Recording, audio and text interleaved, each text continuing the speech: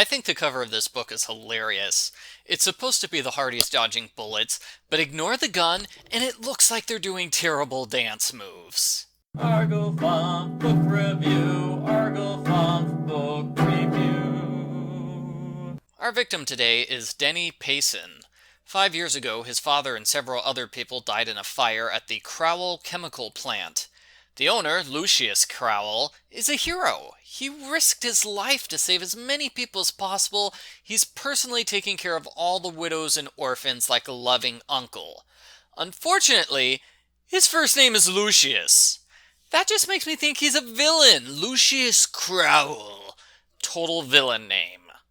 Crowell is running for town supervisor. He hopes to replace the corrupt criminal from Book 8. Wow, way to spoil what happens in Book 8. At his birthday party, Denny throws a fit and accuses Crowell of being responsible for the fire. He is so out of control, Denny's girlfriend Barbara asks the Hardys to help. Denny is a marksman. They catch up with him in his backyard, shooting plates and trying out his new laser sight. That's when the culprit attacks from the woods. He sends a message by shooting the remaining plates, as well as the soda bottle in Joe's hand. Oh no! The root beer got spilled! Not the root beer! The culprit calls Denny and threatens to harm Barbara, an empty threat that doesn't get followed up on. The culprit also calls the police on Denny, claiming he was illegally shooting a weapon. Now the police don't trust Denny, and this is the book's excuse for why the Hardys will not go to the police in this case. I think Con Riley got minorly annoyed at us is a somewhat weak excuse for never talking to the police, but I guess it's better than nothing. Normally we get no explanation for why they don't contact their top-secret government spies who could easily solve the case in 2 minutes. They visit Lucius at his mansion. His butler is an angry meathead with a gigantic gun named George. The butler is named George, not the gun. They tell Lucius about the shooting. It's clear Lucius is guilty of something. He gets so angry his face looks like a frog, but he doesn't crack. While the Hardys drive away, George shoots out their car tire, and they almost crash into a wall. Denny got worked up after reading government records. The Hardys go to the town hall, and what do you know? Chet just got a job in the records department. The head clerk is Mr. Corrigan. They overhear Corrigan making a shady deal with George. George more or less says outright he's bribing Corrigan to shred the files and replace them with fakes. So the Hardys steal the box of files and escape. George chases after them. He grabs Joe and threatens to break his ankle if they don't give up. The entire thing is a distraction. Chet gets the real files and gives them to news reporters. It's the funniest scene in the book. He's throwing these top-secret files at them like they're candy and the reporters are gobbling it up. The files indicate Crowell knowingly hid hazardous materials in the plant. That's what caused the fire. And, I think we solved the entire mystery in the first third of the book. What are we going to do next? The Hardys secretly follow Denny the next day. He gets chased by George and visits various victims of the fire. At one point, George pretends to chase Barbara as a distraction, which lures the Hardys away from Denny. Denny gets attacked by thugs, but the Hardys return in time to save him. Everyone learns about Steve Vittorio, who's the friend of one of the victims. He might know something about the toxic waste. He works at a construction site in Philadelphia. Our heroes rush there. Just as they arrive, George shoots twice at a crane. The crane drops a ton of concrete blocks, crushing Vittorio to death. It's rather gruesome. George runs to the murder scene and searches concrete bags. The Hardys correctly assume he's looking for the second bullet. They pretend to find it, and there's a big chase sequence. First, they go through a half-finished building and escape through an elevator shaft. Second, they go through a warehouse where Frank sets off fire sprinklers to stop George's laser sight. Well, that was a fun 3-chapter interlude. Let's have another one! Denny is at the ruined chemical plant, where he goes over the case and talks himself into killing Crowell.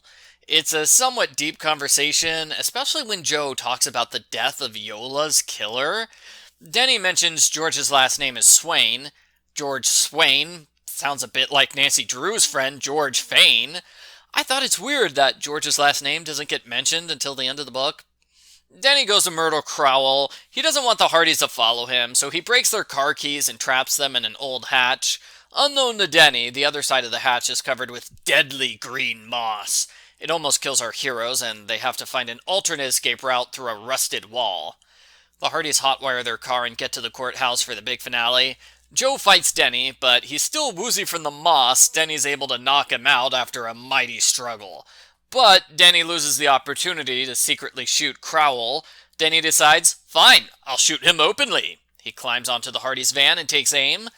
Even though Denny's on the other side of the street and there's a big crowd of reporters in the way, he has no trouble having a back and forth conversation with Crowell. Frank tries to protect Crowell, but I guess he changes his mind partway through because he starts insulting Crowell over and over. Denny and Frank get Crowell to crack. He's horrified when he learns about Vittorio's murder. Crowell and George basically incriminate each other. They shout, "Hey, you killed him! Oh, well, you were the one who had those illegal chemicals!" Crowell tries to kill George, but Denny has a change of heart, and he shoots the gun out of Crowell's hands. George is arrested. Denny and Crowell both get off easy because they regret their terrible actions. Joe suggests next time, Denny should shoot basketballs. The end. Post-book follow-up. I couldn't get into this book because Denny is an unsympathetic victim. He's mean all the time to everyone. He's violent and obsessed and makes it clear that he wants the Hardys off the case. Why are they helping this jerk? I honestly felt worse for Denny's girlfriend than for Denny. I started to feel bad for Denny when he talked about his dead father, but then he almost kills the Hardys with moss, breaks their keys, and sends Joe to the hospital. I think he hurt the Hardys more than the culprit did. So Denny makes for a bad victim. He pulls me out of the story instead of drawing me in, even though I did like his change of heart at the end. On page 108, Joe complains, "This case stinks, because they've known the culprit's identity from the start, and nothing's happened since." That's a fair critique. As I said, they solved the case in the first third of the book. The next half of the book feels utterly pointless, because it's hunting down false leads. They learn nothing new, and they get no new evidence. It's a problem that Vittorio is a random guy who might know something, maybe. That's not a compelling lead. It would have worked better if it was 100% certain that Vittorio had evidence to change the case. The culprit certainly thinks Vittorio knows something that's worth killing him over. What is this thing? We don't know.